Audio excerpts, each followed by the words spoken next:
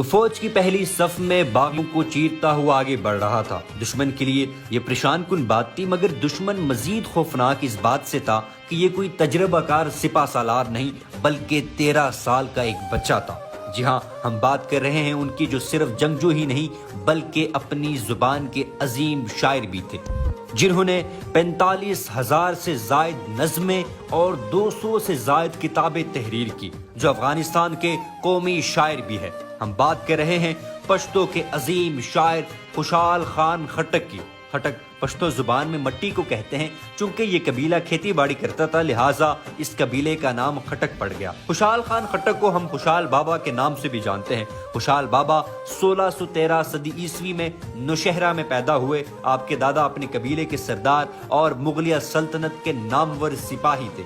ان کے رحلت کے بعد آپ کے والد سردار بنے اور پھر 28 برس کی عمر میں والد کے انتقال کے بعد مغل بادشاہ شاہجہان نے آپ کو قبیلے کا سردار بنا دیا۔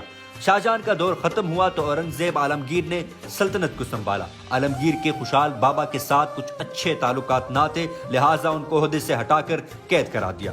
خوشحال بابا جب رہا ہوئے تو وہ اس سلطنت کے باغی بن چکے تھے۔ انہوں نے مغلوں سے علیحدگی کا اعلان کر دیا۔ مغلوں کو جب اپنی غلطی پر ندامت ہوئی تو انہوں نے خوشحال بابا کو وہی عہدہ دوبارہ دینے کی پیشکش کی، لیکن خوشحال بابا نے وہ تاریخی جملہ بولا جس نے انہیں ہمیشہ کے لیے امر کر دیا۔ آپ نے فرمایا کہ میں نے آپ کے مقصد کے حصول کے لیے اور سلطنت کو وسیع کرنے کے لیے اپنے ہی پشتونوں کا خون بہایا، لیکن میری یہ خدمت بھی مجھے مغل نہ بنا سکی۔ اس کے بعد آپ دریا خان افریدی کے قبیلے سے جا ملے اور پشتونوں کو ایک پلیٹ فارم پر اکٹھا کیا، اور پھر وہ معرکہ ہوا جسے پوری دنیا نے دیکھا۔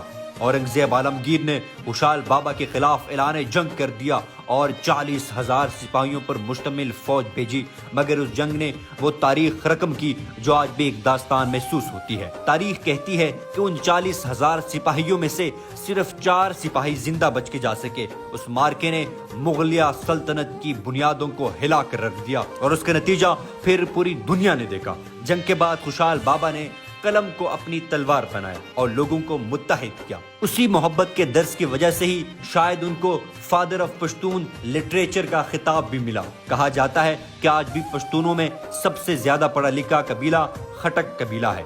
خوشحال بابا 1699 میں خالق حقیقی سے جا ملے۔